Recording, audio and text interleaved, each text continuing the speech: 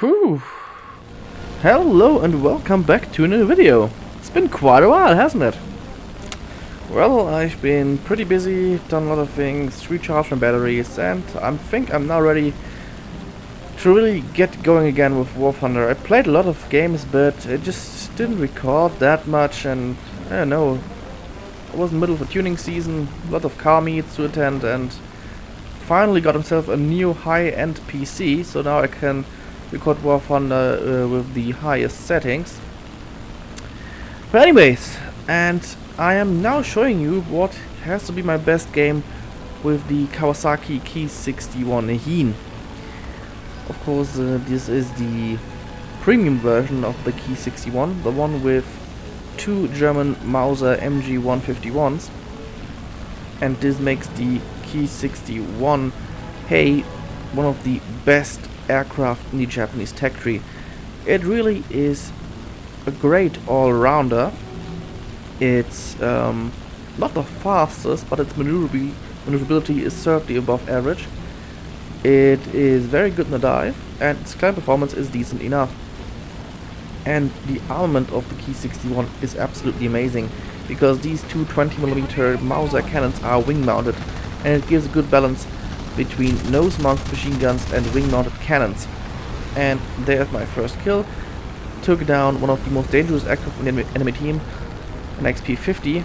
Yak 9T coming in as well. He's not paying attention to me. Set myself up for an easy deflection shot, get some good hits in, and finish him off. Check my surroundings, but there's another XP-50, and I'm making a dive off in. Ooh, and yeah, that's it. And as quickly as that, those are my first 3 kills. But there's plenty more where that came from. Now, the Ki-61, the only problem it really has is that the ammunition count for the German 20mm is not that great. And that was my fucking phone. It used to have like 300 rounds in total for the cannons, but now they nerfed it. Apparently in real life it could carry only like 240 or 250, I think it was. But which means you run out of ammunition comparatively fast if you're not very patient with your trigger. But if you master the Ki-61, which is not too difficult to do, because it is a rather beginner-friendly aircraft, and at this kind of battle rating, you will find that lots of the enemy players will try to turn fight you, something the Ki-61 certainly excels at. Its wing loading is something around 170, I think, 174, something like that. And these long wings, with these long wings, it certainly is able to turn rather quickly, particularly at mid to low speeds. It does get a little bit stiffer at high speeds, and at very high speeds when you're in a dive, this thing can become very difficult to control. Although it does hold the speed on a pullout comparatively well. So you can sort of play this thing as an energy fighter to some extent, but this thing really excels in a 1 versus 1 dogfight. And I'm now sneaking up behind the B-25. I do have plenty of cannon ammunition left, so get some shots off. And got a critical. And as you can see, once you fire these cannons, they run out of ammunition rather quickly. But the good thing is that it also has those 250 caliber Ho 103 machine guns, and these fire explosive rounds. They fire the same 12.7 by 81mm shell that the Italian machine guns have. So this is the Breda round, and it is equipped with a small explosive charge. Unfortunately, the B-25 has punctured my cooling system, and I really need to mute my phone here. Which means I will run out of water rather quickly. In fact, it's already empty and my engine temperature is soaring over 200 degrees now. So I get my ass back to the base as quickly as possible. Unfortunately, there's an I-85, although he does seem to be focused on my other teammate here. So I'll make my escape. Yeah, okay, he's gone, because with an engine overheating, I don't really want to fight him.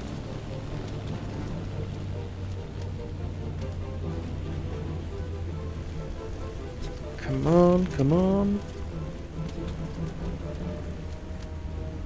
Airfield is inside. Of course, this is the more forward airfield, which does not have any flag support, so I need to be careful here.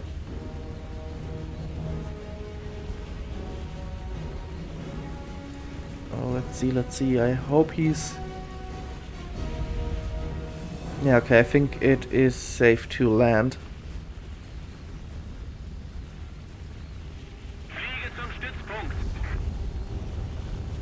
And we're bringing the Ki-61 in for landing, which will show another major weakness of the Ki-61, and that is the fragility of its flaps and its landing gear. You see, you get the warning at less than 300 kilometers per hour, so yeah. Which is also a problem in a dogfight, since the flaps of the Ki-61 break very easily. Don't deploy the combat flaps above 300 kilometers per hour, or you will rip your flaps off.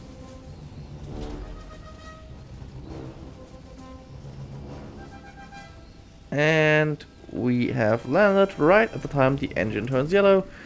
So yeah, let's get this thing repaired and up in the sky again. 14 seconds, not too long. I think I do have this crew maxed out, so yeah.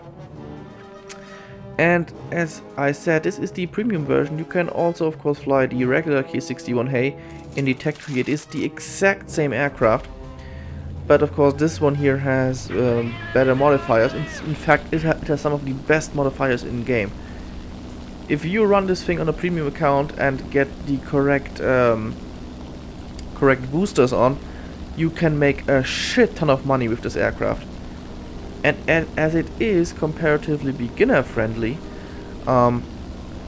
you can make a fortune flying this thing. It's cheap as chips to run as well, and it's just a very fun aircraft to fly. It sort of feels like a BF-109 that is more geared towards turn performance rather than excelling in energy fighting and in the vertical. And again, the armament layout of wing-mounted cannons and nose-mounted machine guns sort of feels perfect for this thing. It allows for some good deflection shots, and this really is an aircraft which has rather, at least compared to, for example, Hispanos, the muzzle velocity of its guns is not all too high, so you really want to get in close, up close and personal with this thing. And with an aircraft that is suited for dogfighting, this is really perfect. And I'm looking for targets. There's the I-185. He does have the altitude advantage, so I am careful in engaging him. Oh, and there's the Mustang as well, so I'm sandwiched between these two guys. This could become ugly. So I'm getting myself a little bit of distance. Okay, the P-51 definitely has the hots for me. And should the I-185 break, I am definitely going to engage him, because he's at the same altitude as I am. And should he decide to dogfight, he virtually stands no chance against the Ki-61. Not in the P-51. And the I-185, he seems to break. Doesn't follow me. Okay, I think I'm safe to engage. Check again. Yeah, okay. Time to engage the P-51. Oh, it's a D model. And evade his shots. And perfect. I now have him exactly where I want him to. And yeah. Oh, there's the I-185. Quickly break off the P-51. Evade the shots of the I-185. Oof. Took a hit, but nothing too critical. And come on, and boom! That was smooth. I-185 down, which means I can focus on the P-51 again and finish him off. 2 versus 1 engagement, and I still came out on top. That's really the strength of the Ki-61.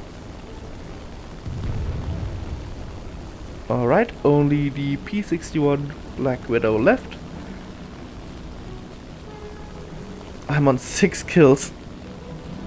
Damn, I wish I had the anti-air wager on, because that would have given me a shit ton of money. Trying to get altitude because I definitely do not want to go head on with a P-61. That thing has 4 20mm cannons plus that 50 caliber turret on top. Instead, I'm trying to circle around him and make a quick dive to finish him off. I do have plenty of cannon ammunition left.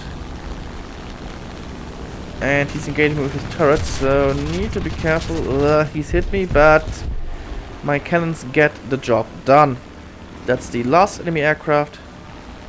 And that's 7 kills with the Kawasaki Ki-61.